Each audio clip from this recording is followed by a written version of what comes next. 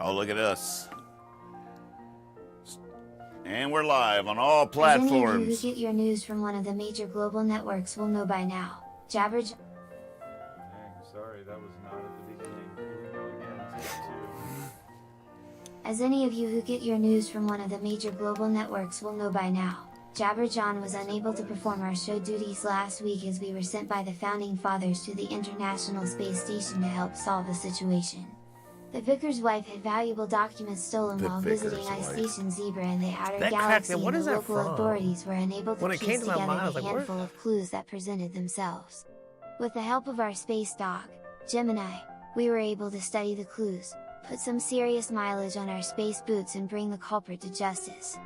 Justice is swift in the furthest reaches of space, so we were able to travel the billions of miles back to planet Earth to do our little song and dance show for you all tonight. Jabber John, back on the air, where we belong. All the beings in outer space told us they send their love and wish you nothing but the best. When you wish upon a star, your wishes are heard and taken quite seriously. Join us tonight at 7 o'clock for I think episode 67. Not sure about that. My thoughts are still a bit scrambled from all the zipping around strapped into a foam rubber seat in a compressed vinyl suit. Hope to see you tonight. It's good to be home.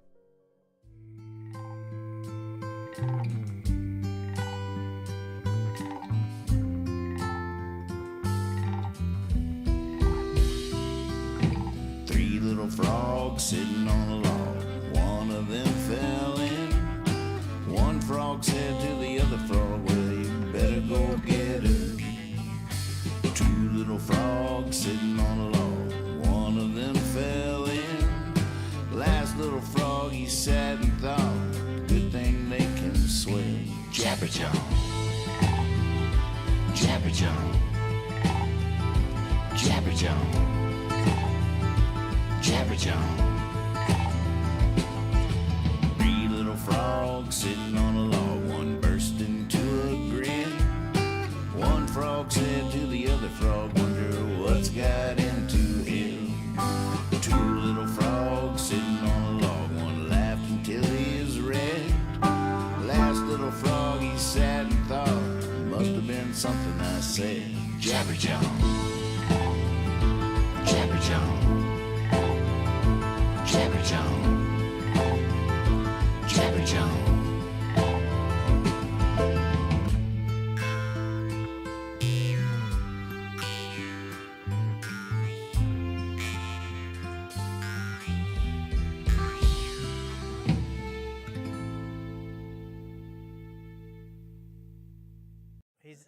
Ready your engines and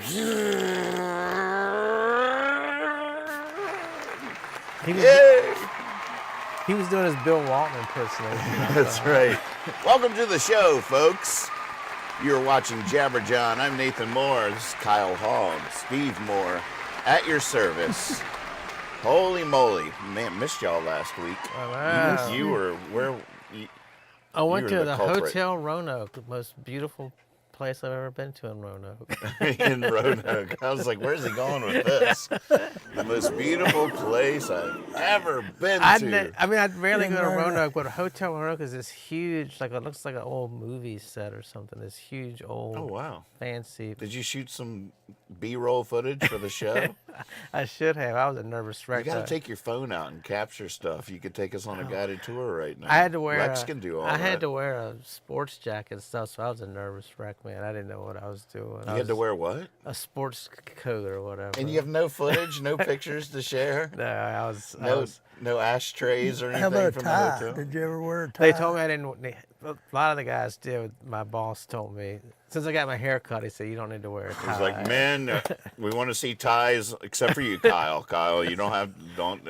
You got the jacket. And I mean, the most ill-fitting sports jacket you've ever seen. You know, Like David Byrne. You're just like, stop making sense. So what'd you learn? It was just, I just learned how much money big insurance companies make and how proud they are of it. They don't mind bragging about the $10 billion they made. Wow. No, it was just it was a chance for one of the insurance companies to show off, and they handed out Yours? some awards. The one you work for? Well, like these insurance companies, we're like they're the money people. We're the ones that sell it for them, but they have all the money. Like there's a loss, our company doesn't pay any money out. Gotcha. So they awarded some people. Then they had a big old free drinks and food at the end and all that stuff. It was nice. I mean, How do the thing I've never understood? Like I understand like automobile insurance or something like that because most people never use it, or like I can see how you'd make a profit. But with life insurance, it seems like the amount they award out is way more than you'd ever spend in, and everybody dies. that is such a good question, which I can't answer, but it ties into one of my main questions there. One of the things was they give you like 6 weeks, and you like sell, sell, sell. You got to sell as much as you can. And one of the awards was for life insurance.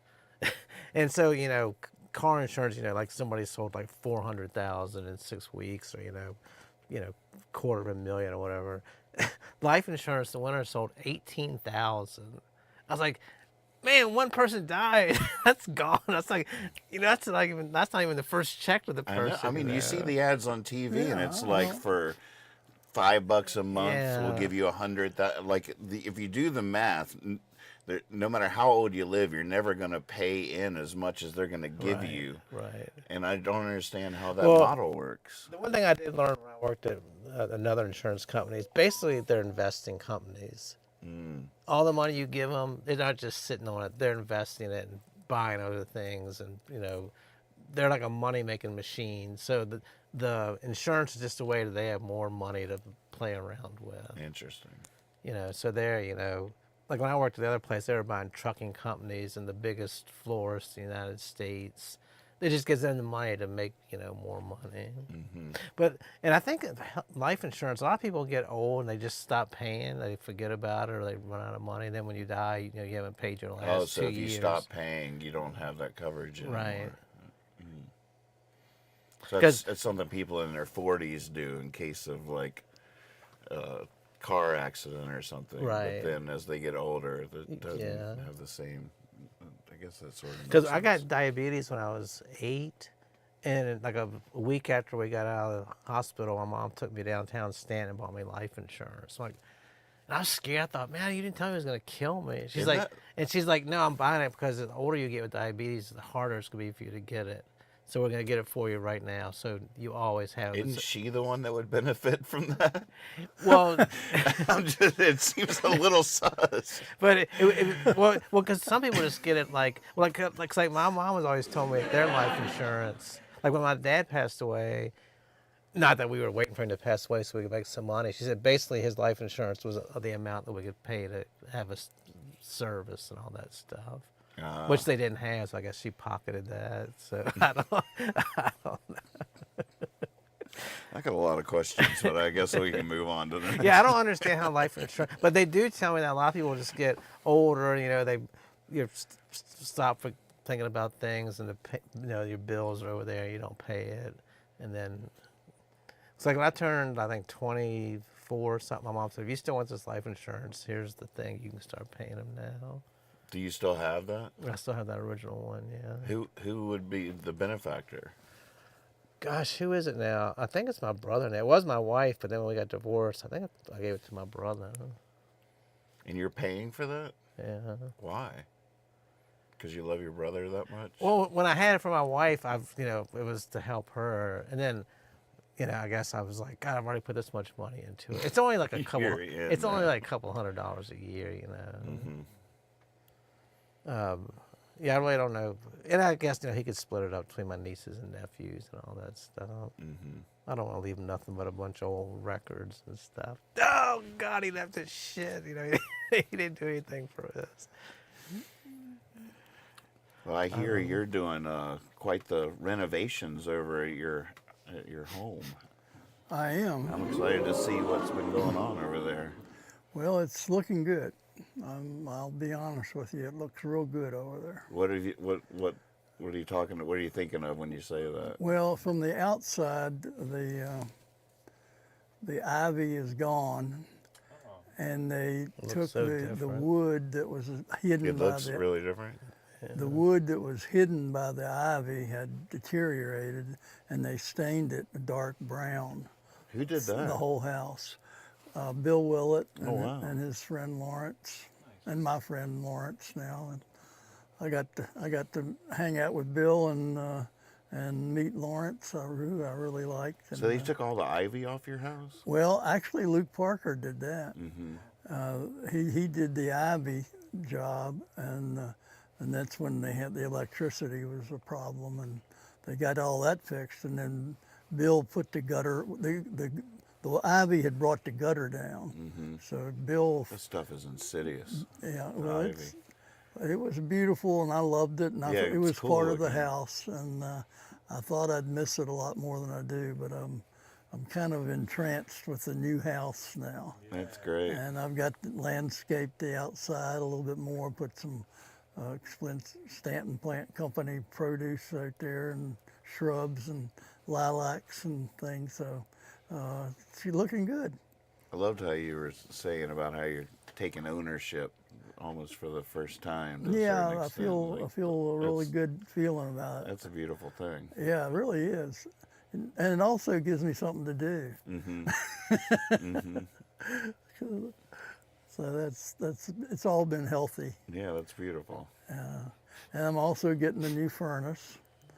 And That's then a I big had one. I had a guy the other day that Joe knew that we were looking. Was he shocked when he saw that was an old machine you had down there? Yeah, wasn't it? there's Vintage. definitely there's an antique down there. That big.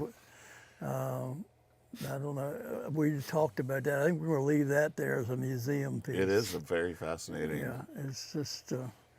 But he's going to clear out the other one, the active one, and put No the more new- shoveling coal every morning like he used to have to do. Back when I was a kid. But he did give me a lesson today to make sure you're getting a good deal. The stuff he was telling the furnace guy. What do you mean? He was giving me some helpful hints to make sure I get a good, honest deal out of a I was person. just playing with him, with both of them actually. We need someone to look at ours. The thing about going with that, is it Amish? The Lex, that company, the furnace people, are they Mennonites or what are? Schrocks. Yeah, is that who you use or somebody I else? had him out one time, and he tried to fix it, and he thought he'd fix the old one, but it didn't work. So then I just decided to get a new one and not try to refix and do that, just to throw out all that, and because it's not energy efficient and it's old, and Right. and there were all kinds of problems in there that Mr. Schrock didn't see. So, but yeah, I didn't use him. That's not who I'm dealing with now. I can give you his name, but Maybe we should wait and see how it all goes before Yeah. we say his name. 'Cause yeah, exactly. if it goes awry, we're probably going to want to talk about it on the show anonymously. I thought you were saying Schrock's like Mennonite or Schrocks, and I'm like, hold on. What is, That's what I was thinking too. I was like, what are the What shrines? religion is that? yeah. I do see all the chats coming in. Welcome to the show out there, everybody. Rennie Garcon, not DeVito, not our buddy Rennie. Did I just hear an Instacart notification come from one of you guys on Jabber John? I doubt it was an Instacart notification. Maybe the same What is sound. Instacart? I guess it might have been your phone dinging. To me, when I see Instacart, it's like a very old flashback from how I used to sell things on my website. I'm not sure what the modern day Instacart is. Are you interested in life insurance? You can buy it right here on the website. And you've heard how cheap it is. Just make sure you pay to the day you die. Yeah, we give you a discount if you got the dementia. I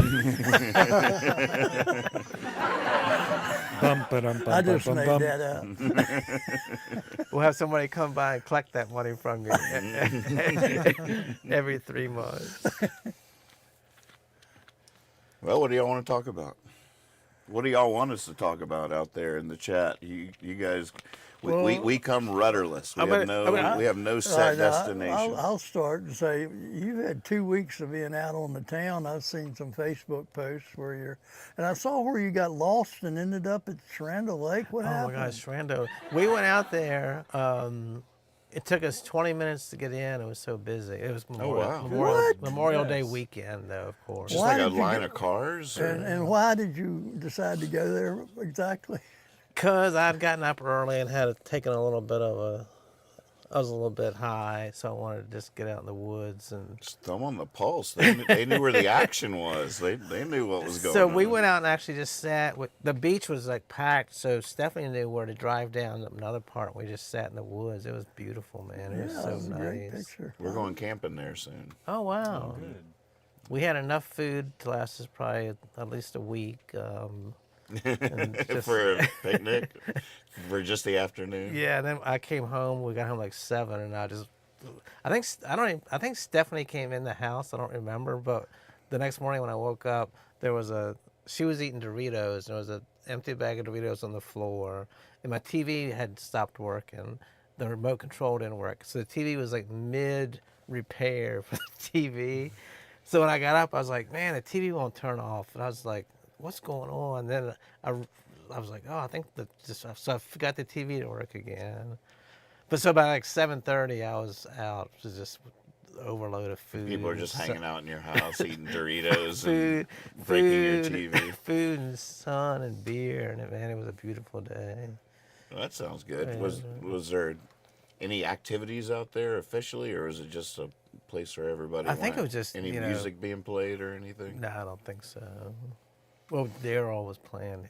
You know, Daryl always likes to play his music, so he was playing Wax Bats, the band he's in. He was playing all their demos and stuff. Oh, cool. Yeah, Yeah. but it was fun. And Jane's band was very good. Jane's band played last Friday. What's the name of that one? Wax Bats. Oh, that's Daryl's in that band. Yeah, he's the newest I didn't member. even know yeah. he played Yeah, he was in a bunch of punk bands in Richmond. And stuff. guitar, Bass. bass. Yeah. Oh, cool. I think he probably plays. He plays guitar too. That's who made this art, right? That Daryl. Mhm. Yeah. In Demery's band, they played. Which is as much as I see Demery walking around town and just I know Demery very well. His music is always better than I think it's gonna be. Like I just expect him to be goofy and weird, and I'm just like what in the world comes over him when he picks up a guitar? He can really, it's really good music. Mm-hmm. He's got a big heart. Yeah. Till he takes things seriously, Oh, even he's if it's very- hijinks He's or very whatever. seriously. But I was wanted to ask you, what did you think of our Bill Walton memories? Oh, I love Bill Walton. I love everything about what he tried to do with his life. Give kids a little bio paragraph or whatever of who that is. Well, he's a boy from Southern California that grew up playing basketball, and probably because he was tall, and he was a good athlete, and he was like 7'1". I'm not positive, but 7'3". Wow. So back in that Can time, you imagine? and he was a white guy, and he dominated in high school and college. They lost 4 games, and he played for UCLA. He came right after Lou Alcindor, Kareem Abdul-Jabbar, who was there for 4 years under John Wooden, the great wow. coach. So they won those championships. They won about 8 straight championships, and they lost 8 games, 4 of them in 4 years. And they were just a dynasty. And Bill Walton took over from Kareem, and they were both great centers. So it was just amazing. Then Bill had a great career with the Boston Celtics and a couple other teams, and played. But he was a consummate. He was an athlete. He was tall. He had good timing, and he was smart. And he was a total team player. So he was perfect. In that, as someone who appreciates the game, you appreciated the way he played the game. Right. And then while he's in college and everything, he gets to following the dad. Of Grateful Dead. And he becomes the most famous Deadhead of all, Right. except maybe Kesey or somebody. But you know, but he would tie-dye shirts. But then he became famous as an announcer. So a lot of the people out there would just remember games. And sometimes he was a little off. You know, he was too much. And especially if you really wanted to watch the game, because he brought his own little entertainment package. But he was always being positive, sometimes just obtusely Too positive. And sometimes he was really screwed up, you know, with drugs and things. Because I can recognize that. Right. Well, I've got that mirror, you know. So, you know, sometimes he was overdoing it, but he was always playful, and he could always laugh at himself, and he always tried to bring into the room some joy. Oh, yeah. And he was just, and that's the way he believed that, and he lived it every day, and his love of the dead came out of that, or the expression of that. So he was just a free spirit, and we were so happy. We were just so happy that, I mean, after a while, as an announcer, I was just glad they let him do it. I think about the same way a lot of people some people might feel about me as a school teacher. I'm just kind of glad they let him do it. We don't want anybody else doing it, but it was pretty interesting. Right, right. And that's what he was. He was one of a kind. He was such a, man, the way I see him, just remember, he was such a good spokesman for like old hippies and stuff, or young hippies. Like, he had that red hair that looked like, you know, somebody you'd want to avoid. But I was watching a bunch of interviews with him when he was young, like in the 70s. Looking like a total freak with a headband on, obviously stoned out of his mind, talking about a basketball game. And he's telling these stories on when we won in Portland, I got on my bike and I rode downtown and the crowd picked me up and the bike was gone and I made it home. But like, he was so cheerful and so lovable that interviewers were just like following him. Instead of being like, oh, it's some stinky hippie, they're like, man, this guy's really a sweet, you know, nice guy. He gave like a good name to people that looked different, you know, Right. acted Right. different. Which is a powerful thing. Yeah. It really was, you know, to see that happening, and you know, it gave the Grateful Dead a whole new audience, I think. Right, right. It's so fascinating. I was watching this documentary about the Stax recording. Oh, my studio. friend just saw that. I said, I only see one more documentary in my life. I should have watched that It's one. wonderful. It really is. Is it on Netflix? It's or- I don't HBO, think so. he told me. He said he was crying. It's He, had- what? he, said, HBO. he said he had I skin cried. was tingling. I actually watching cried it. a little bit Yeah, he said Wow. he did too. Damn. because of the Otis Redding stuff. That's exactly the part he was talking Yep. about. So Stax, for those that don't know, was a studio in Memphis, and it's just the whole story is wonderful, and it's just so fascinating because back then, like, a lot of people don't realize that, like, you know, the soul from the South coming out of Stax in Memphis, Motown up in Detroit or wherever that was. A lot of these studios back then were just people that would start a studio to make hit records. Like, that was the goal. Like, it wasn't like a lot of people were paying for studio time. Right. If you opened a studio, your dream was, we're going to make hit records. Right. Sun Records in wherever that was. Where was Sun Records? Memphis. Yeah. That was Memphis also. as well? Yeah. Wow. Simultaneously. So, like, you know, a lot of these people that are stars were just like poor people around that studio that just opened up that had talent and walked in there one day and was like, hi, my name's Johnny Cash. I'd like to make a record. And so Stax was very similar. And the thing that's fascinating about Motown and Stax, and a lot of people don't know this, but somebody would open a studio, then they would get the best musicians they could find to be a house band.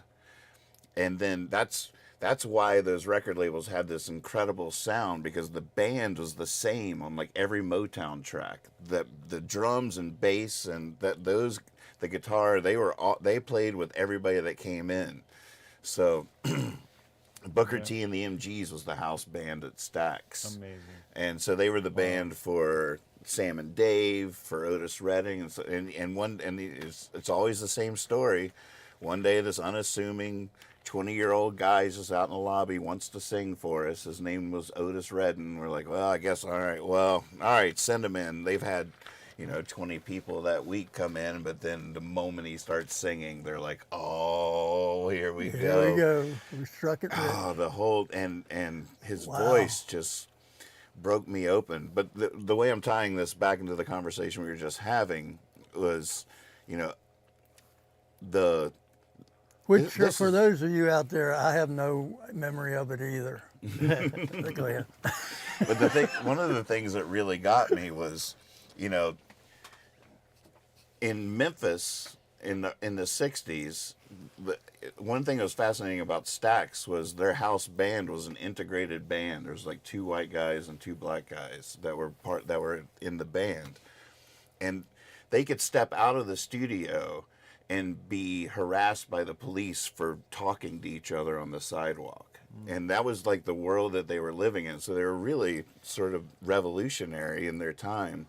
Right. And these musicians are touring around and dealing with all this bigotry and oppression, and it's like that's where Martin Luther King ended up getting shot, right there near Stax. Yep.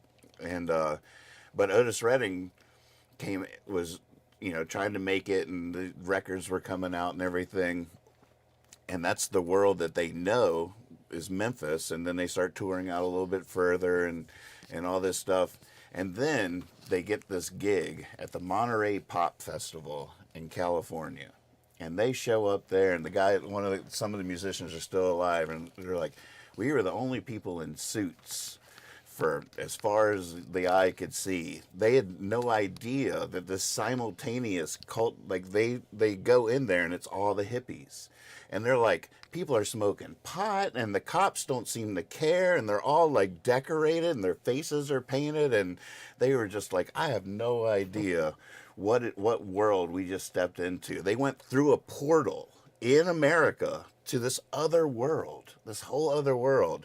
And I'm seeing this, and then they have footage of Otis performing for them, and he comes out there and he's like, so this is, we're the love people, huh? And it's like, yeah, we all love each other. And he starts singing, and I mean, the hairs are just, I mean, it's just so freaking powerful. And I'm sitting there thinking, God bless these hippies for creating a parallel universe, a whole different world to inhabit, even if it's just for a day, for his music to ripple like that through all those ears and hearts. And you can just feel everybody just like, holy moly, this is the most, and I mean, to go from Memphis just through the portal to this other thing, and to have this musical moment that will just make people cry for the rest of time, I guarantee you, because it's so powerful. And to know that Otis Redding, spoiler alert, he passes away, he died in a plane at 26 years old. So I was so thankful to that community just for existing, for being that brave and bold and creating this other way of looking at life, so that Otis got to play for that. And it wasn't just in what was going on in the South and all this stuff that I'm sure there were a lot of magical moments, of course, because he was a brilliant musician, but it's still just so powerful to play to that many people and to have that whole experience. And there was a part of me that you forget sometimes what the beautiful things the hippies really brought to the culture, of just a real shocking, different way of looking at everything. Yeah. That's funny you said, 'cause my friend was just texting me Monday. To the hippies. I was proud. I definitely have a hippie in me. But my friend was texting, so one is detailed as yours, but he's like, you gotta see it. He said, how often do you watch a documentary? And he said the same thing. He had goosebumps on his arms. He's sitting there crying in front of the TV. You're just so happy that these moments can happen for people, or not for them, just for yourself. You can watch it 50 years later and still be affected by it. Mm-hmm. That's why Jam Cruise works the way it does, I think, because you get some soul and funk acts in on this jam scene thing, and it's just it works because it's all that music is pulling from each other anyway by now. So it's just a really beautiful thing. Like you could see an Otis Redding at Jam Cruise if he was still around. Right. You know what I mean? Like the meters are still there, you know, Right. and you know they're not exactly a jam band by any means, but They can stretch it works. out. Yeah, all those hippies on the boat, the beautiful hippies on the boat are just like, yes, come on, bring it. Southern Avenue is like one. They're actually from Memphis. They're a young band that we met. Can't remember the keyboard player, but he would come to the spot a lot, and he had his own melodica, and he was amazing. Mm-hmm. I don't know if you remember him. Yeah, I do. And they were from Southern Avenue, and they keep returning to the boat. So you know, it's a good scene when you get that kind of mix together. I think it always has been. But yeah, going back to that, what a powerful moment. Yeah. Yeah. Neither really knew what to expect from each other. Right. But as soon as Otis had that feeling of play, like the way everybody responded, like one of the musicians described it as like it was just such a real moment, like that really happened. The energy was just insane, just insane. So Otis started listening to a lot of the Beatles, got really into the Beatles, took some time at the beach and just started writing all these songs and wrote Sitting on the Dock of the Bay, came back to Stax, made a demo of Sitting on the Dock of the Bay, got on a plane to go play a gig, was going to come back and finish it. The plane goes down. We lost Otis. And they mixed that demo that he had recorded of his new song, Sitting on the Dock of the Bay, the day after he died. It's just, it's crazy stuff. I had no idea he was that young. No, I didn't. his- I don't remember that being that young either. Voice. Holy moly, what an inspiring thing. I feel like it's a cure for disease or something. There's no way that's not a very beneficial thing to introduce into your system. Man. Well, All right. I will say that you were introduced to him very young because I had his records. He had a little white Southern boy, had all those Otis Redding records. Yeah, I loved him. I just read somewhere this week that who was it? Roy Rogers that sang "Home on the Range." Gene Autry. Gene Maybe it Autry. was- They asked him to be the closing, just to come on at the very end of Woodstock to be the last song. Oh, really? And his manager said no. And later they interviewed Gene Autry. He said they would have killed me if I had gotten up there and started singing that whole song. He said, "I'm so glad my management." I don't talked me know if out of that's it." true though. I mean, maybe it's not, but I read it somewhere. Can you imagine? But like the people that put it together thought that'd be like a funny touch at the end, you know, have all this stuff, and you're like, home. Everybody would have. It would have brought the house down. They would have loved it. Everybody would have sang every word. I guarantee you that would have worked. Sha Na Na was at I Woodstock. know, I can't believe I that. think that's so funny. Wow. Yeah, these festivals where people, I mean, I've never even been to one. You hear about people that, you know, your friends are, yeah, I like this music, and they go to some festival, come back, man, have you ever heard of, you know, you're like, yeah, they're like, man, I never, you know, it opens up your brain so much to be likened to the band you like, and you're waiting in the bathroom line, like, what's this music over here, you know, and you go hear something you never would have experienced or opened your mind to before. Time out. Kyle, you haven't been to a music festival? No, Okay. never been to one. I think that Jabber John needs to Field trip. go to a music road trip. festival. This I've probably seen, you know, thousands of shows. I've only even been to one stadium show. It's all just been little clubs that I've been to. You never been to like Red Wing or anything? The only stadium show. Aeneas's band is headlining Red Wing this year oh wow. on Saturday night. What is the name of that? Bonnie band? Light Horseman. Oh, I might be saying that wrong. Yeah. Something like that. Cool. Yeah. Yeah, but now like on Facebook, I see these festivals all over the place. And I guess Stanton Jams is that considered a festival? I've been to Sure. that. That is amazing. You've never been to a festival. It's cool. Like, okay, we need to figure this out. We got to do it. Is High Sierra the only festival you've been to, or you go to others? I'm not a festival person. I can't imagine. Well, they didn't even really exist. Well, the Horde, when we Oh, yeah, went the to see you Horde. down there at the I would Horde. definitely. That's on the bigger And then side. how about the one in New England? Oh yeah, God, he's an old pro at this stuff. Burkfest. I used to hit them all. That's right. Yeah. Bring on Gene Autry! Bill Walton, get out of my way, I can't hardly see. Well, there was something else about, they have all these pictures of Bill Walton standing with his arms stretched out at a dead show. Like 20 people behind him can't see a thing because he's standing there like, oh. It is interesting, like the what other big famous people can you think of that had one foot in the hippie culture that sort of put a more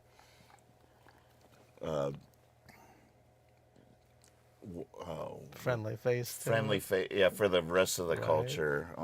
I feel like Willie Nelson was sort of a lot of it's just marijuana to us, like a little Right. bit. Yeah. Back in the 70s, 80s, 90s, because it was still. Usually it's involving California and points east, but you know, it's evolves out of that freedom movement of San Francisco and emanated out. Right. A lot of pockets up in the Northwest have their own version. They wouldn't even claim that. Right. Yeah, they got their own thing going up there. Or Key West. Yeah. Yeah. I definitely remember, like, when I first started touring, you had just like your Santa Fe's, your Austin. Like in Texas, it was all, each state had one city that was that. Yeah. You know, like it was Boulder in Colorado. Asheville, North Carolina. Yeah, Asheville, North They Carolina. just get that reputation. Does Virginia have one of those? Charlottesville Charlottesville's, is yeah. as close as you can get, and that's pretty rough. That's borderline, but yeah, they're trying. They got some over there. They just don't have a monopoly. Yeah. That was a pretty interesting phenomenon, though. It's what you were talking about, the blacks and the whites coming together and stuff. There's a guy on Facebook, which I can't think of his name now, and I couldn't find it. But he used to have a show on Comedy Central. He just talks about music. He's been in bands forever. You know, I think he was a psychologist for a while, so he speaks very well, and he talks about how music affects people and stuff. But I was watching him yesterday. He does every morning when he wakes up, like the first 20 minutes after he gets up, he just talks about music. And he said something about country music. He goes, I never use the word country. I always call it Midwestern music. He said, country to me is racist. I was like, man, that's a horrible way to grow up if you just think like country music and you automatically goes to your mind, that's racist, which I can see why that would easily be imagined if you were a young black guy back in the 50s and stuff. But so he calls music, country music he likes Midwestern music. A lot of that country music has roots in the black culture. I know, Like so the much banjo blues is and- sort yeah. of from Africa. Yeah. Yeah, I know any good old country guy that you read about, like Williams or all those old guys, they would sneak out to the black church, and peek in through the window and watch them play and stuff. It's like, it's where they got that sense of rhythm, and instead of just what they were hearing at home, Mm-hmm. But I thought that was so weird. Like he said, I'll never classify anything that I like as country music. Do you remember when you were growing up the first signs you had of this hippie thing that was happening? But yeah, and once again, it involved drugs. The first is you get that wave of warning that it's coming. what does that look like? Bill Walton walking down the street. Here comes the hippies. You don't want to end up like that. 7'3". Oh, they're cautionary tales. Yeah, and it turns out when you look at all the conspiracy theories and break it all down, there was a definite movement to suppress all of that because it's not economically good for the stuff that y'all were talking about earlier in terms of money making money. And that's the issue that people don't talk about. It's really about money. What is? The whole idea of the hippie thing being repressed when I was young, and going all the way back to Yeah, that. please. So in other words, there was a concerted effort by people that have power because they have money. They have money because they have power, and power because they have money. And those people made a concerted effort to squash marijuana and free love, free, live off the land, sustainability, take care of the planet, don't guzzle gas. All that's bad for the economy. The barbers weren't making any money either. No, they were people were growing their own. Yeah, a big industry was, and the stuff they were selling in the stores wasn't being sold to those people. I mean, there's some logic to it to a certain extent that the hippie ethos or whatever is bad for the business. economy. It's bad for the economy, and there's an element of truth to that. Right. So there needs to be a balance, and we haven't gotten there yet, obviously, but to see it break open like that and to give that as an option, which you don't see a lot of advertising that's advertised toward that type of person. Right. And that's because they don't consume. Were you ever aware as a child about the hippie movement, that it was really like a world within a world? That I bought into the idea that a lot of it was based on the drugs they were taking, and the way my own brain works.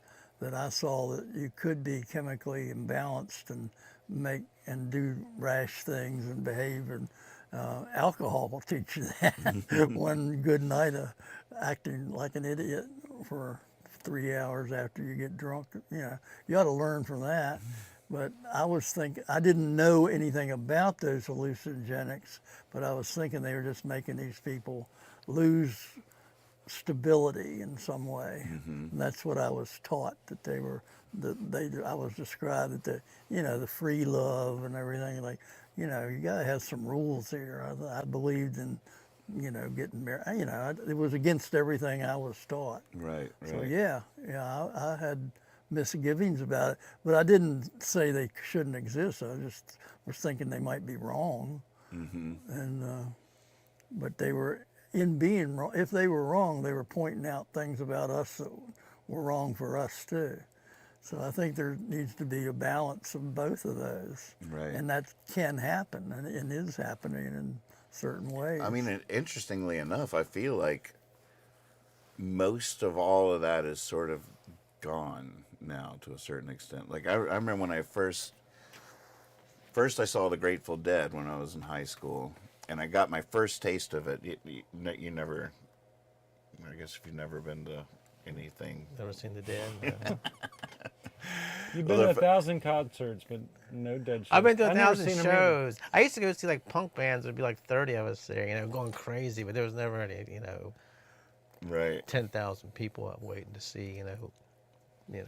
What Black really Flag. sealed the deal for me to realize, was I went to this thing called a rainbow gathering. You ever heard of these? I heard of This is in high school. You ever heard of that? The rainbow? You ever been to one of those? Mm-mm. So I went to one of those. I think it was in West Virginia or something, and they last for weeks. And I realized that these are a lot of the same people I saw at that Grateful Dead show, like in the parking lot. And it just like clicked. I was like, oh, this is like counterculture. Like this is a whole culture with its own ecosystem, its own economic ecosystem. It's nomadic. Like the Rainbow Gathering, for the people that were deep on the inside of it, they would come for like a month and prepare for the gathering, spend a month cleaning up afterwards, and then move to the next place the next gathering is going to be. They lived in that world. The Deadheads lived on Grateful Dead tour. They just followed the Dead around, and it was like this moving tens of thousands of people nomadically, trading, bartering, cooking, like sustaining each other. That's really interesting. It's a whole culture inside it's a counterculture in the sense that the only thing that I can equate that to would be like the Jabberjawn. Right. People, The Jawners. Right. Our The people, Jawners. the Jawners. John. Yeah. Hey, John. I mean, I see groups of them, gathered around the parking meter. I can smell the bratwurst out there right now from the tailgating.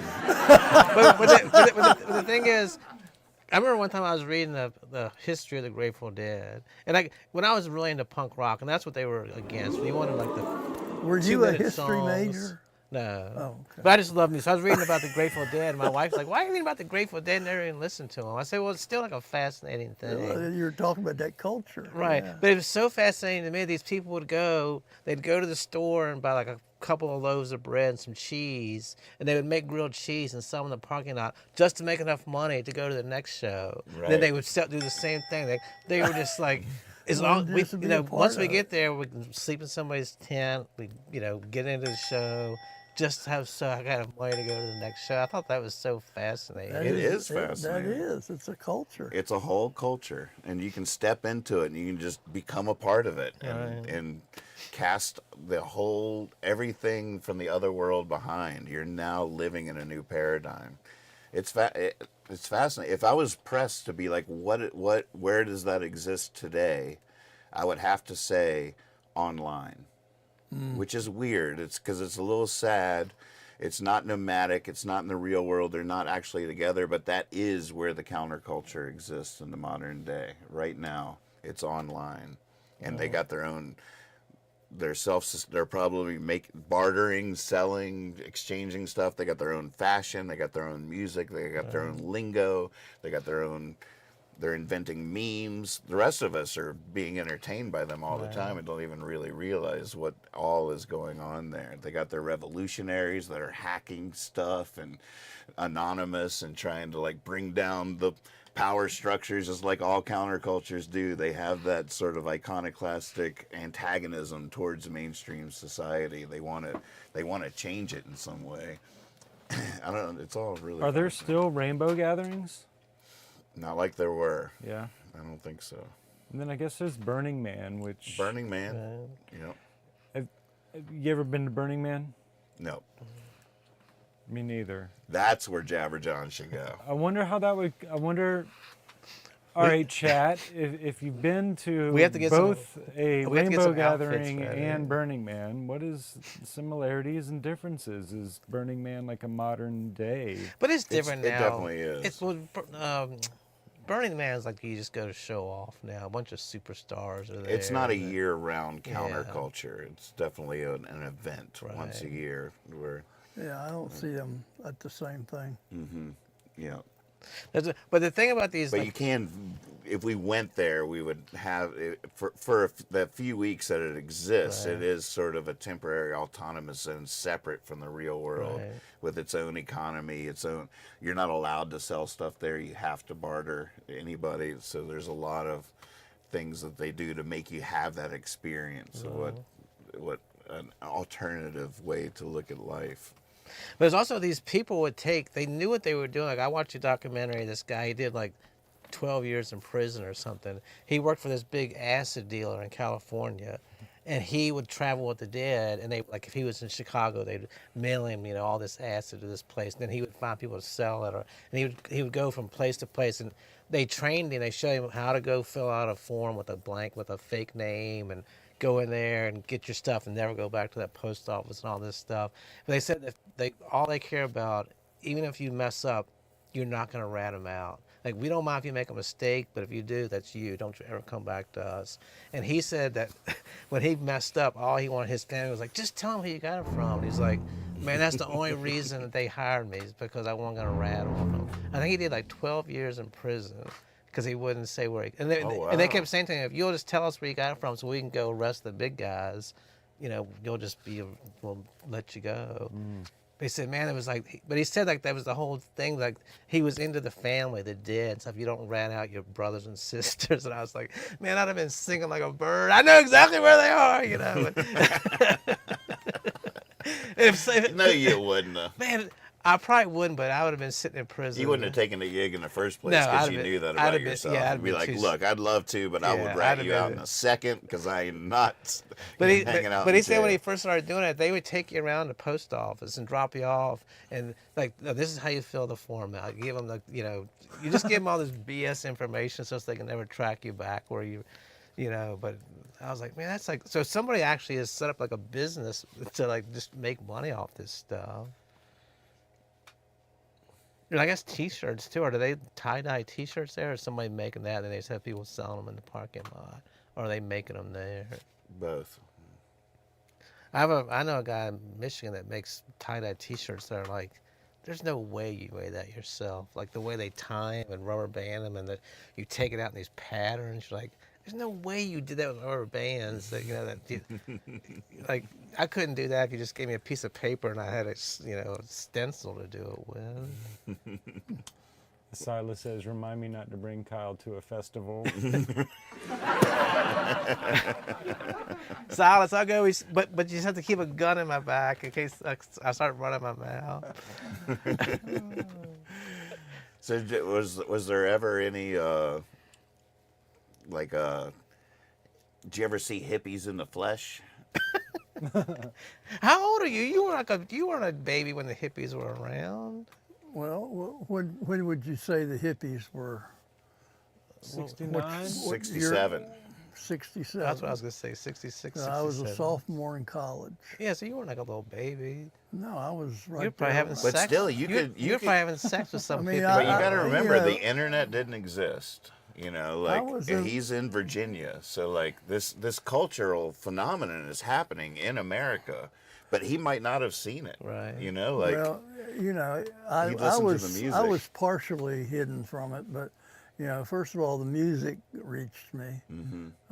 The influence of that culture on the music was profound. But you would almost have to glean from the music that something strange was afoot in the world without Sure, necessarily of course. knowing. Oh yeah, in other words, you start accepting the culture through the music. Mm-hmm. The music changes you. Right. Yeah. It softens you up for your mental processes to catch up. But yeah, you start feeling that same freedom. You can't listen to Crosby, Stills, Nash and Young and don't get a little mellow and feel like you're kind of stoned or something. Right. But then the other thing is you experiment with drugs and realize that they're not that great, everybody reacts differently. Mm-hmm. But I didn't like it at first, but then one night I giggled a whole lot, and that kind of changed my opinion of it. So Now, when you were, where did you go to college? Randolph-Macon? Randolph-Macon. Now, did any of the men have beards then? There were beards, professors, and the kids didn't so much. Right. That was a new thing, and in the South we had beards anyway. Did you have like a tight haircut and everything? You don't see anybody in their Civil War pictures without a beard or a mustache. What?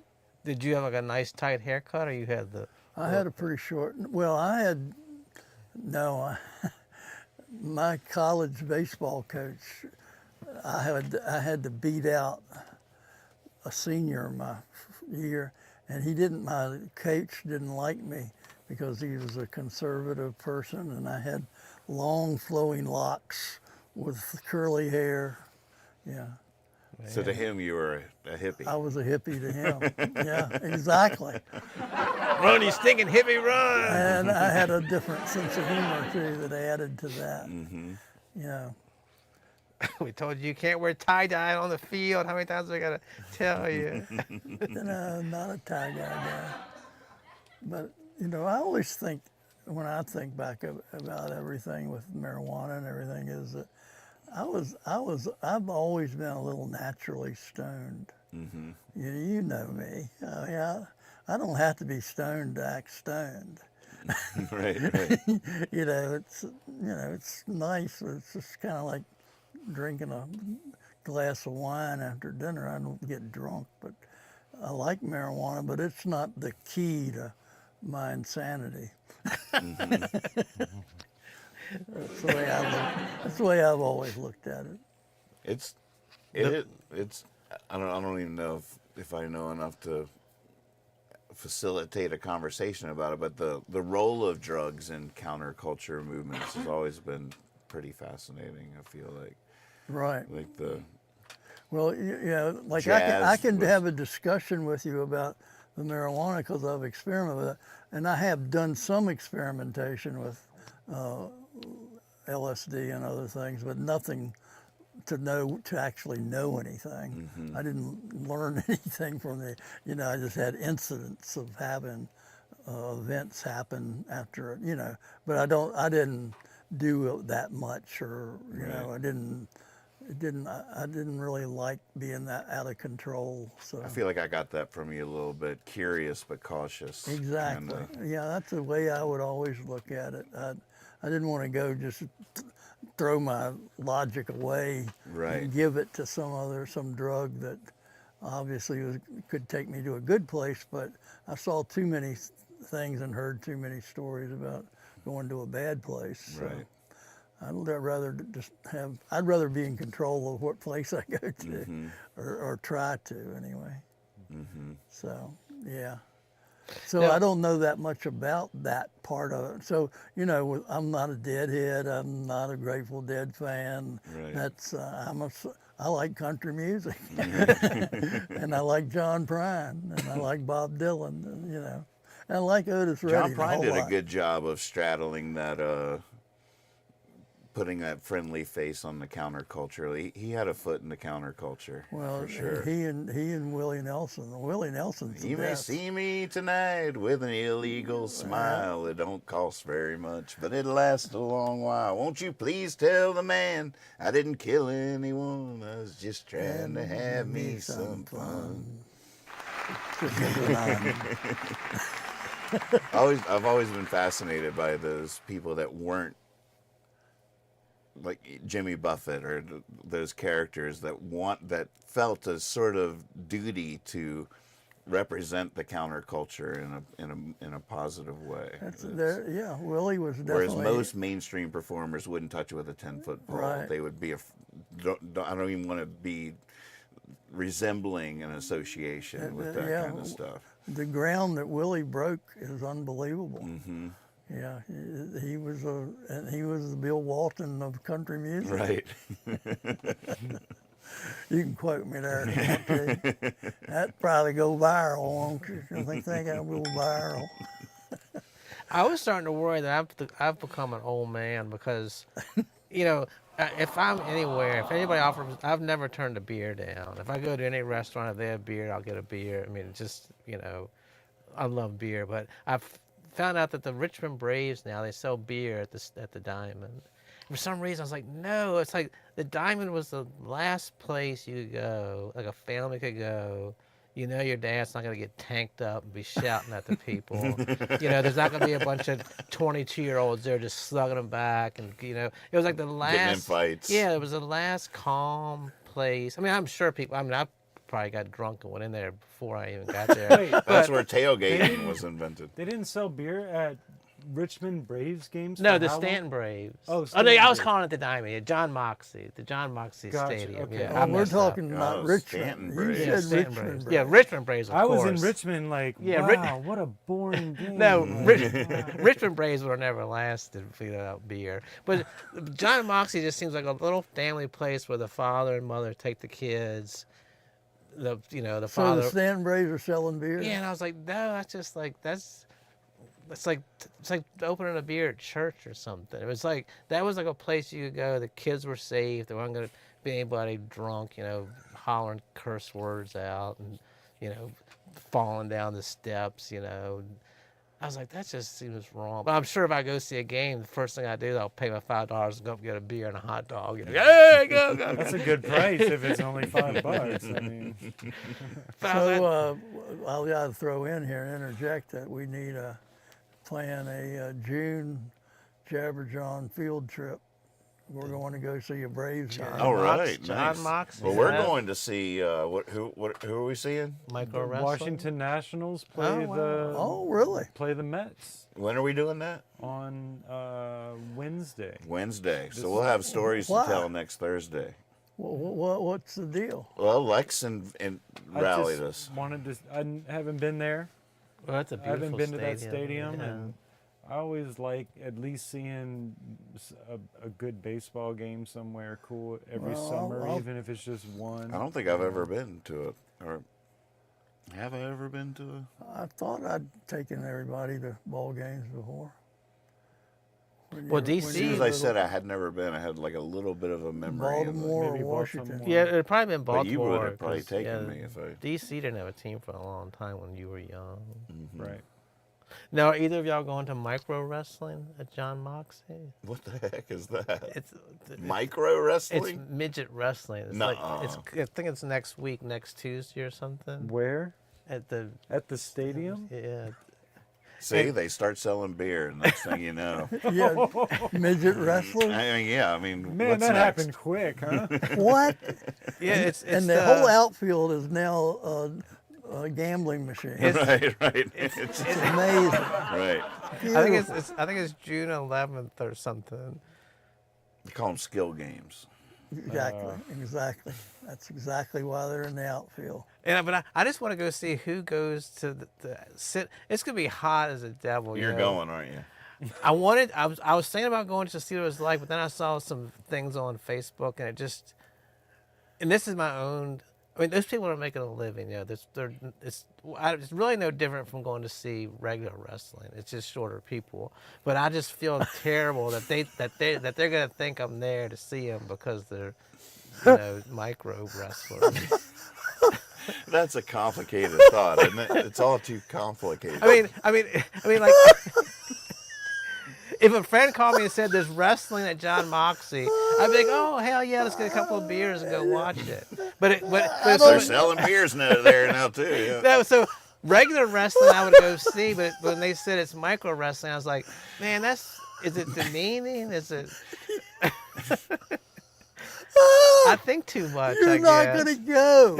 You're not going to go. Not because they are men put in underwear and thrown into a ring and they play with each other and try to hold each other down.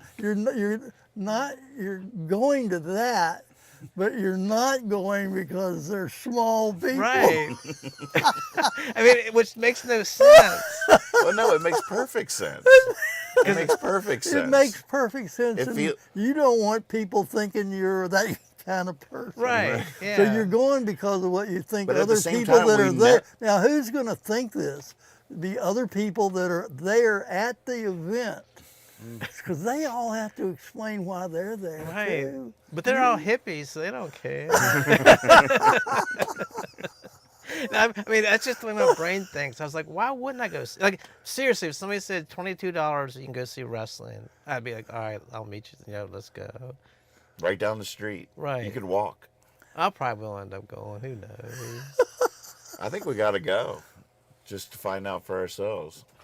But what a strange, because it feels so weird and exploitative, but then you're like, at the same time, they know that, right? Right. They got to make a living. Yeah, I mean, that's what they're making their money off of. Yeah. Like, that's They hard to train. process. It's a sport. Yeah. They train. They're not just Well, not really doing it. Like Right, they're right. they're very into it. It's a passion of theirs to do that kind of. And they got to be fully aware that it's the novelty Right. that is going to bring people in, curiosity. So see, Well, it's the same thing as Jeopardy, except those people are just their brains are too big. And Same thing. They use their brains and try to win money because their brains are bigger than the guy next to them. So. But the people I was talking to, they explain it just like you did. These are people that they were God-given, whatever they were given. They're making the most of it.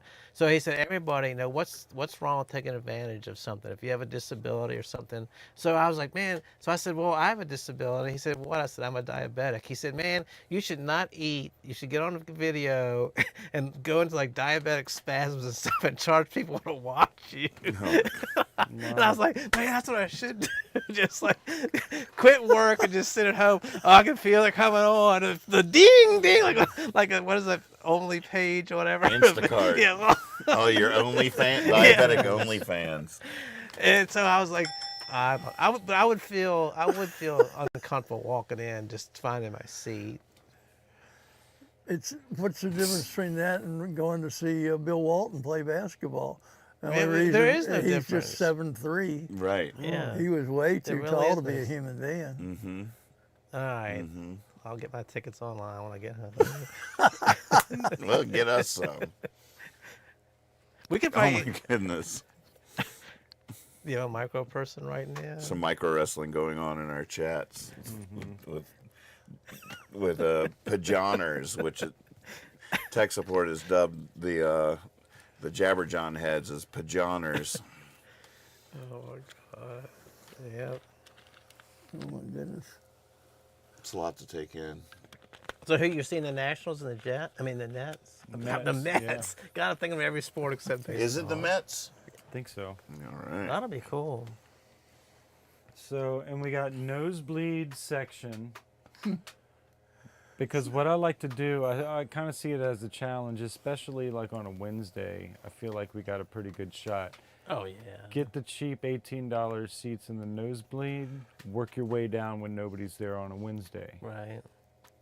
Yeah. They usually are pretty cool. I mean, we don't have to get like right behind the dugout or anything, but Yeah, how about let's arrange a time like the top of the fifth, and I'll tape it, and you can come down and moon everybody. Okay, or something. Just run down and Yep. moon everybody. Well, you can do something more creative if you want to, but that's We the should- first thing I thought of. maybe make Just some hold up kind a of Jabberjawn sign. Jabberjawn. Yeah, Thursdays at 7. Yes. Or I wonder if we could bring the bear head and the astronaut helmet and just go so weird with it, and then maybe we'll get. Yeah, if Some you're wearing the coverage. astronaut helmet and I'm wearing the bear head and we're holding up a Jabberjawn sign, how are the cameras going to avoid us? Like, On a Wednesday? it's a I certain say, gravity. It's almost guaranteed. And I'll tape it, and then we can publish. Man. Scooby says, Kyle, my daughter's friend had a dog, Bacon, who could tell him when he needed insulin. Yeah, Have you heard of that? Well, remember I was telling you my cats used to be able to do All that. right, Oh, right. wow. Were they trained to do it? No, it would just be, you know, they Really? would just be like pushing me and, you know, all this you know, Wow. weird stuff. Yeah. Well, when we get you guys a dog, we should Yeah, I think we ought to follow up Diabetic on dog. that. we should Yeah. put that in the things we I look think- for I think and we ought do to some work on research that. into an insulin dog, Jabberdog. jabber dog. All right, Johnny. I have a challenge for anybody here. I have a decision to make. I We're good at have this. a 55-gallon aquarium, Oh, that was an appropriate sound effect. a beautiful piece of glassware. Oh, you got it all cleaned I up. got it taken out into the backyard and cleaned it all out and washed it down, and it's ready to go to another home. I've got a stand for it. It's a big tank. What you get is a whole community, a whole world to study and watch and enjoy and study behavior. You learn a lot about how organisms work. And I used to have crayfish that would come out and hunt at night, and it was just wonderful. But you can put tropical fish in it, or I mean, if you really went crazy, you could go saltwater. But I never did that. It's too much work. But I bet I could use that on my nightly live streams. I could just have a camera on it. you really could. I mean, it's a beautiful therapy. I used it, and I've always had aquariums, but in the last few years, that aquarium I had it set up where I could go sit and watch them, but it wasn't anything. I had to do that in a special way. So the other aquariums I had in a prominent place where you could see them all the time. Right. And if you have a, but it's Do you have any interest in that? No, but- I really think you should do it. I think you should think about it. You should have brought it. I could have done my escape trick in there with the glass thing. Yeah, Just lower you into it head first in a straight jacket. yeah, it's not quite that big. It's almost that big, but some of you would stick out, I think. Now, did none of y'all know what those lyrics were from this morning? Those were lyrics? Yeah. I could tell they were lyrics, but no.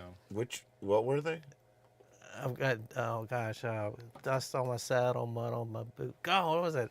couple of empty saddlebags, except for 2 old suits. I'm tired and I'm hungry, worried as can be. Last night I saw a poster and they're still after me, but I had it reversed. No, wow. All right, chat, you heard it. I thought- Who- the first person to guess correctly gets a I thought you would thrift know store it. shirt from Stretch Barrington. And Steve Conroy, I haven't forgotten about you. I do still need to get to the thrift store because I broke my foot, but now I'm good. I'm gonna go do it, and it's coming in the mail He soon. did break his foot. He's not lying. Now back to the show. So. Somebody has to know those lyrics. Did you know him? No, No, me neither. I thought it was just you on going off. saddle, mud on my boots, couple of empty saddlebags, except for 2 old suits. Tired and I'm worried, hungry. No, tired and I'm hungry, worried as can be. Last night I saw a poster and they're still after me. Gosh! Cliffhanger. People, if you don't get this, I'm going to throw my phone at the camera. Do either of you guys know it? No. We're not going to talk till That's somebody gets cool. it right. That's good. Yeah, there you go.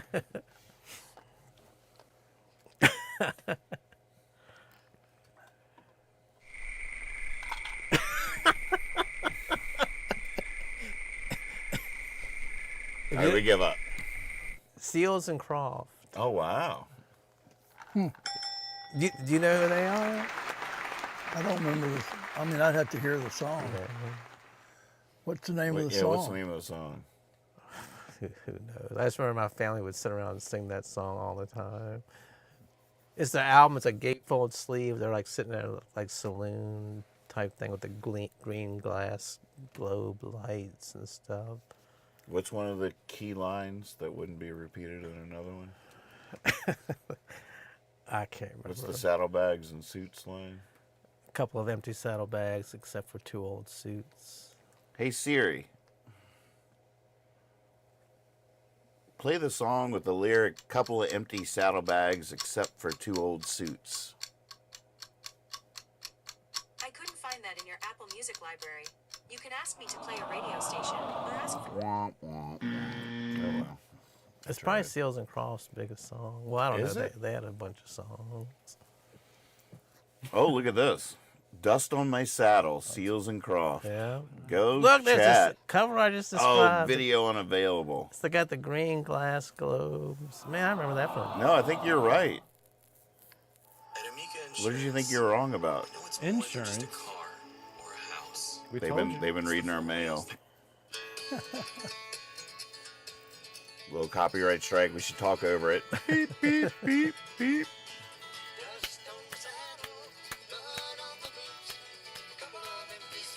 I don't. When I think of Seals and Croft, I don't think of music like this. No, me neither. I don't even. I think of like yacht rock or something. I don't even know what I think of, but Not that. That's early.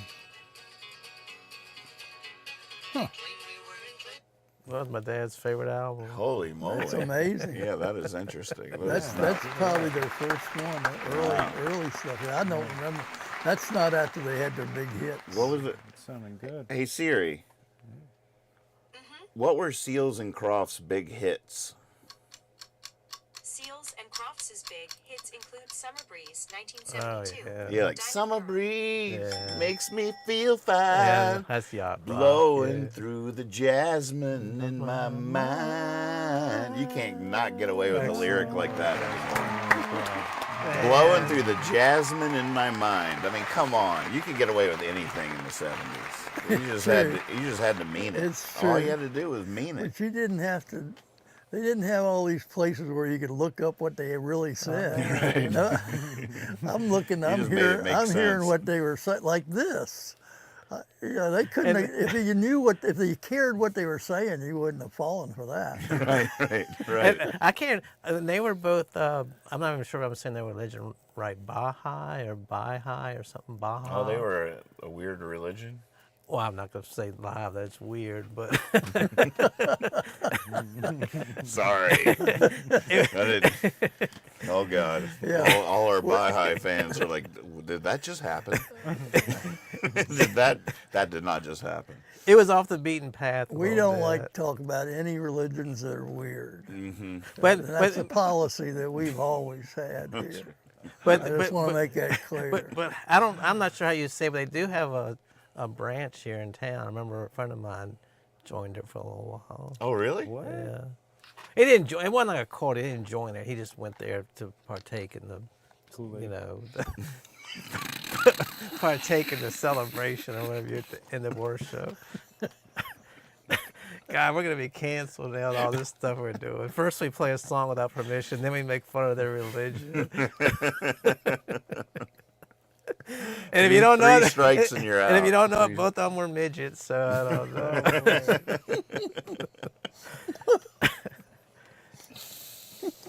Man, oh man. You know, you could probably have more insight into the counterculture that punk music was. Oh yeah. What was there an economy in the punk counterculture? Was it actually like? Because I know it was almost as full on of a counterculture as any others. But I guess the nomadic nature of the ones I talked about sort of gives it this other thing, whereas the punk culture. Well, I think from I wasn't traveling around, but I think that they say and everything I've read, the punk culture sort of invented like the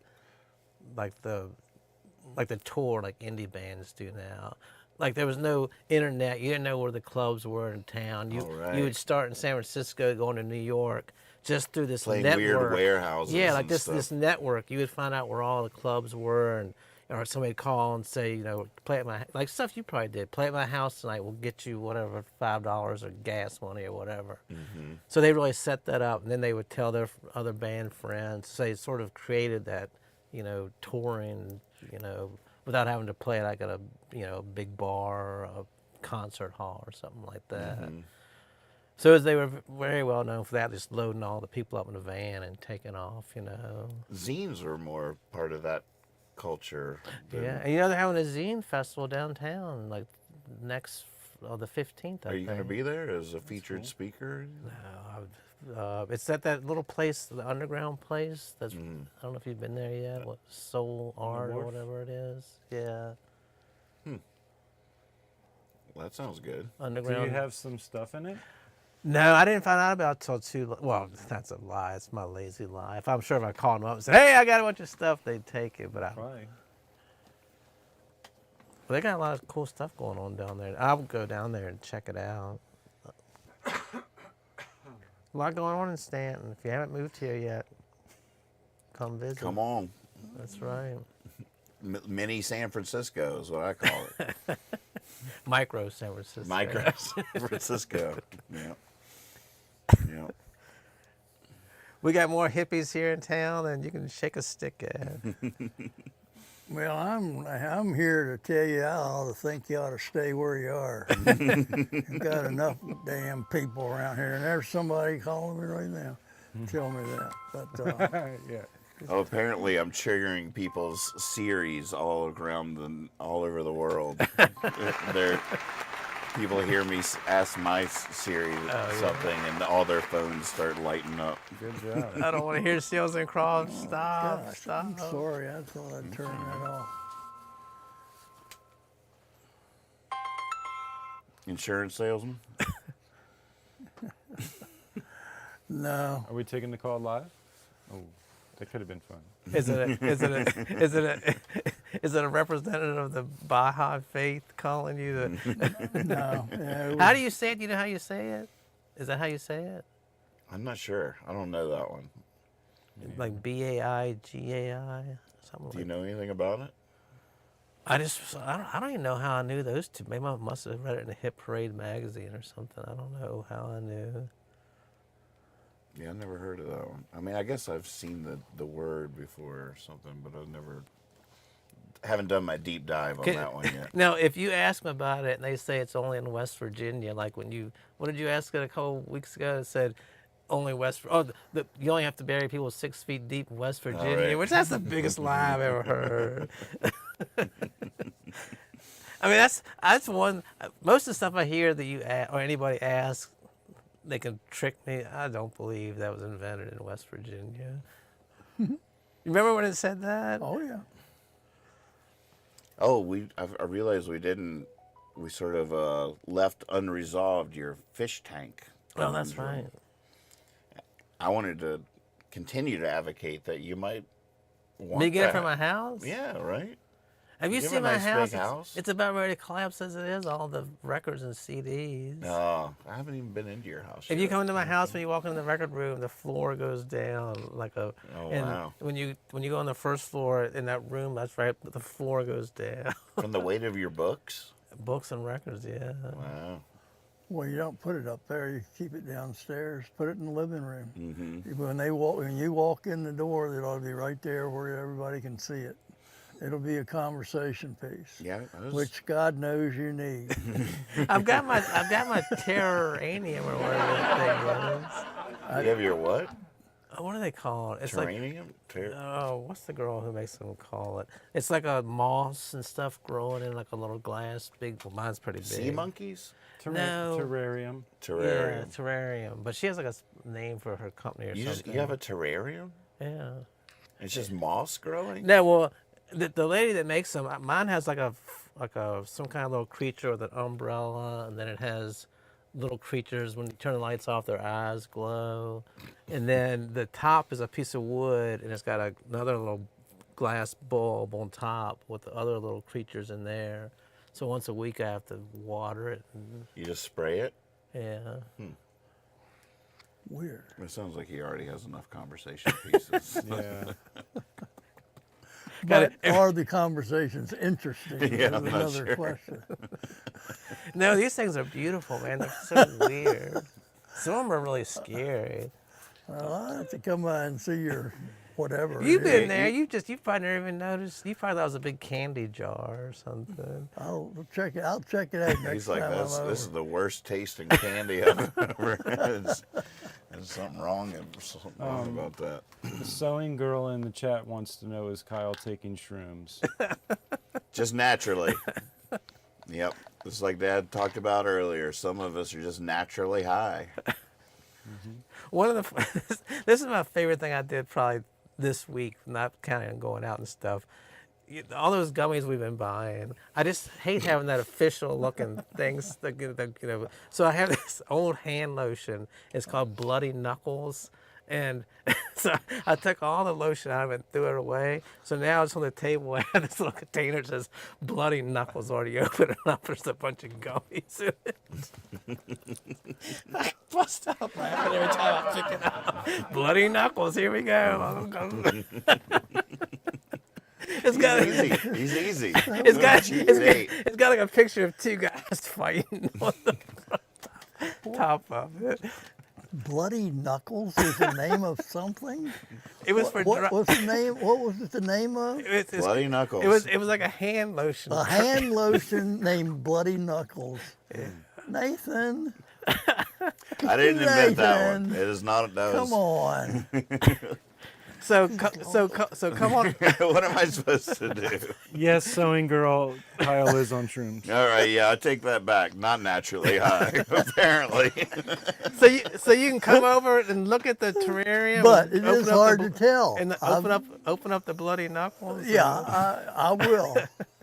I'll We'll try. investigate all these things. I will try Bloody Knuckles. I'm going to take a field trip to your house. I can't wait to see the sagging floors from the way of the records, Yeah, the and then you little come- natural habitat, the Bloody Knuckles, the whole thing. I need this. A tour. Yeah, maybe I'll stop there first on our way down to Moxie next We Friday. could do that would be a good little Stanton little thing, and we could start a Selma tour. Oh, People could Yeah. start with my house and work their way, and then they go to Art Hive, and then we can go down the Royal Market. It's got all kinds of stuff in there. We got a lot going on. This might be a season 3. We could be talking about season 3 here. Like Right. what? Just I mean, from field a music trips festival, from a music festival. to Little People Wrestling to the Selma tours. Yep. This could be fun. A little bit more of a nomadic. right. Yeah, we ought to think of maybe getting someone to volunteer to be a camera person. Well, that would be Lex. Well, But I was going to tell you, and you're both invited too, you and all your friends and family. Sandra's coming back this week. She wants to have another porch sit out on the porch party. No, wait a minute. Who? Remember Sandra that was there last year? Okay. Is that who, when we went to the football game, and Lex and I came over after, and no, that was Heather. So, I don't know the dates yet, but she said she's going to be here for like 3 or 4 weeks, wants to spend a lot of time on the front porch.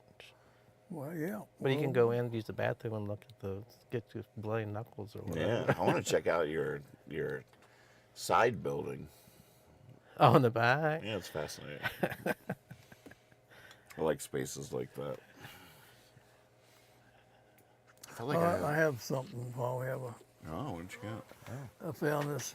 Been holding out on The us. furnace guy the other day. I was just down in the basement, and I walk around. I found these. And I thought of it. Oh man, how could you save these till the end of the show on purpose, didn't you? What is Well, I it? don't know. But I thought, Hand puppets? Looks like it.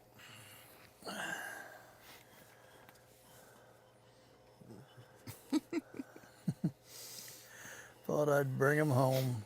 Dad made these apparently. What?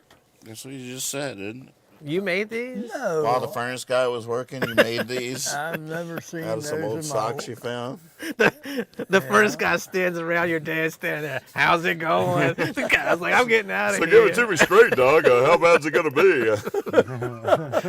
Sure. It smells like gas down here. How big old boy are you? Say that. Get it close up. You want to go to the John Moxie next weekend?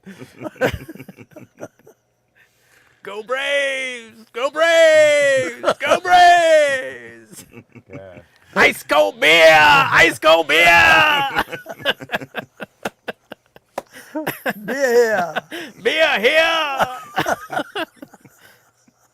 He got another job there. That insurance doesn't work out. Yeah, he's good. I think I'm getting ready to go into a diabetic coma! I was gonna say Kyle here on my OnlyFans. I think I'm feeling it coming on. Oh wait, nope, false alarm. Hold on, but stick around. I'm pretty sure. Any minute now. My knuckles are getting bloody. Hell, I can't open the jar at this point. Good Lord. Yeah. You know what I got to wonder, Lex?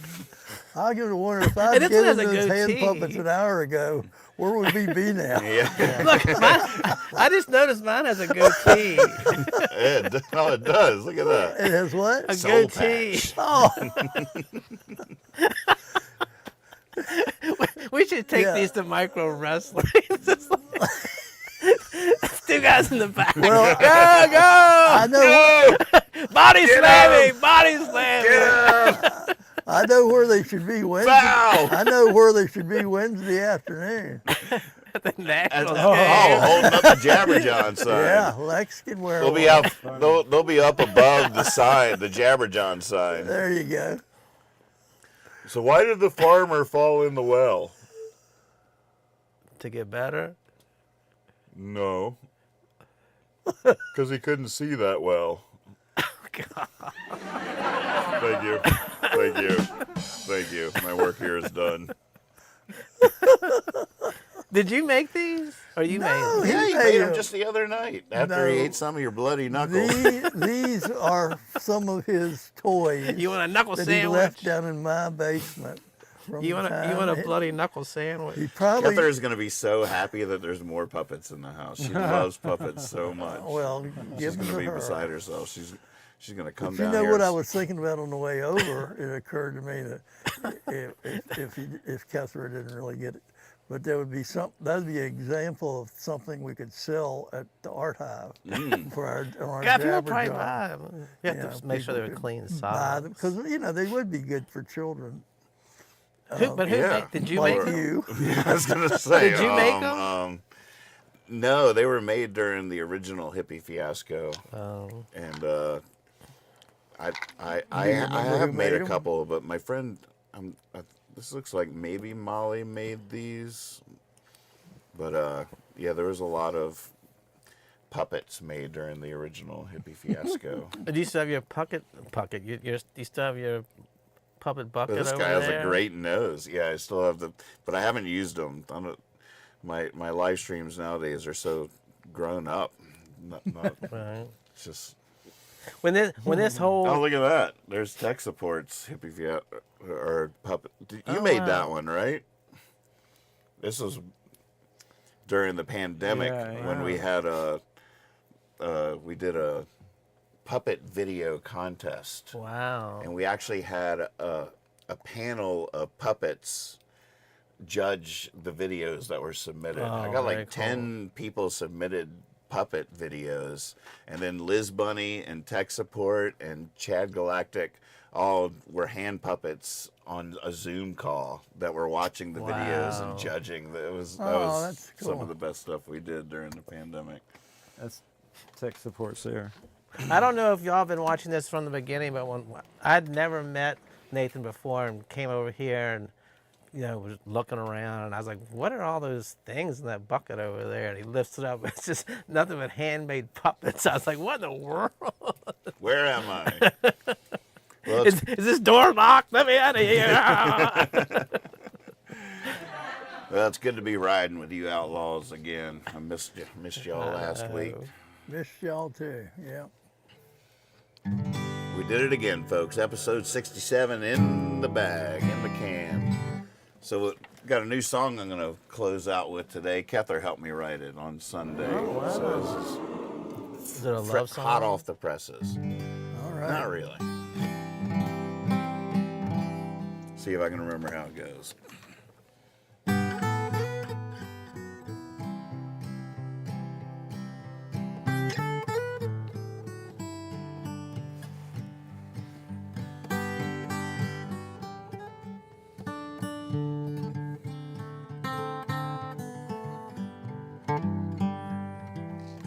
On my way back from Hollywood, with my tail between my legs, I knew people be wondering if I made good on my promise, what I said I'd do. But I didn't make my marquee mark. I'm not gonna get no sidewalk star. I was in an ad for an amusement park. Served Tom Hanks one night at the bar. Now I know what I am not. Got no idea what I might be. Glad I gave it a shot. Now I'm looking for a new dream.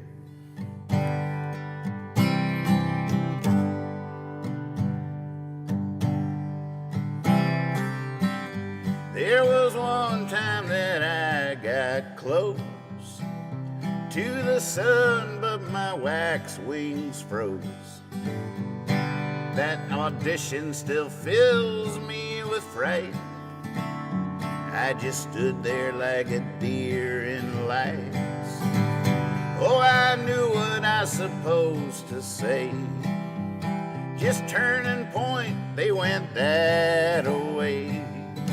But after over an hour was spent, I was still saying that away they went. Now I know what I am not.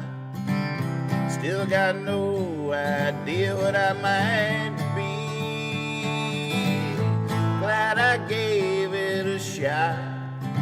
Now I'm looking for a new dream.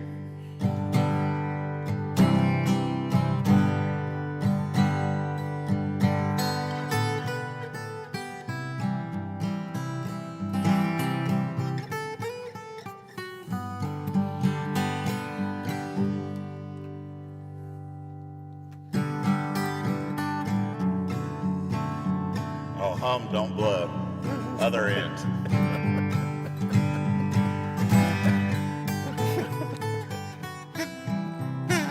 There it is. It's too loud. Hum, don't blow. You got it. Let it out. Let it out.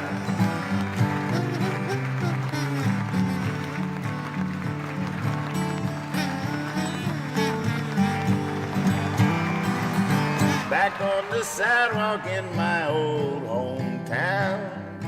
I turned the corner and was struck by a sound that was coming from the Dream Cafe. A saxophone was playing, Turn the Page. I started singing and we nailed that song. Everybody started singing along. So if you're wondering where I'm off to next, Red Rocks, I guess.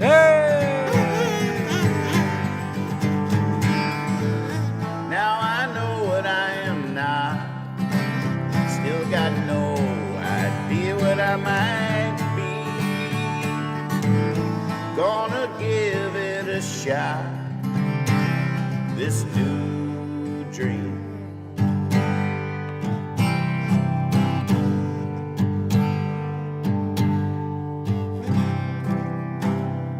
Big ending.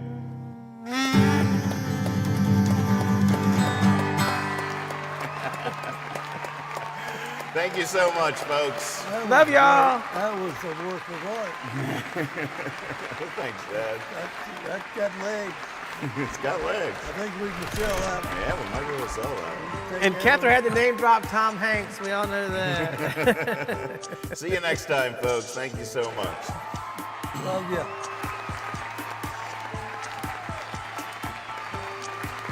I'll put those little divots in it last. I was thinking, man, somebody was going to town. I said they need to just put those in there custom made because when you're playing guitar, you can't hold it. And so they need little divots there for your teeth. So it's